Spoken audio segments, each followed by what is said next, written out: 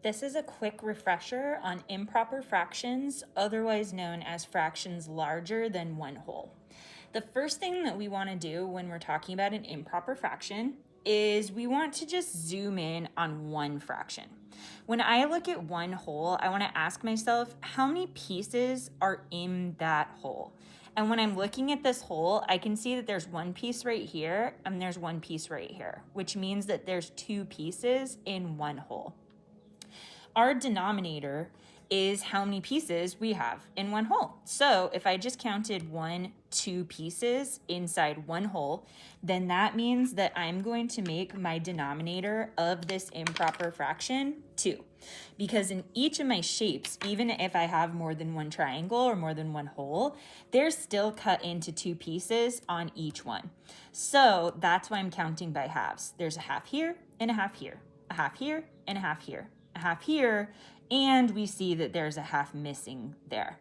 So the next thing that I want to do when I am figuring out my improper fraction is now I want to think about the numerator. And with the numerator in an improper fraction, the numerator is actually going to be larger than the number in the denominator because we're counting more pieces than fit inside one whole.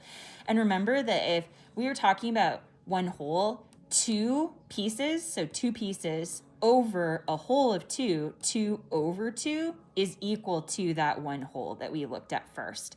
Then if we look over here, we actually have a second whole. We have 2 pieces there as well. This is the first fraction where we don't have a whole. So for my numerator here, because I already know that I'm counting halves, I just want to ask myself, how many halves do I have across all 3 of these shapes? So I'd count 1 half, 2 halves, 3 halves, 4 halves, 5 halves.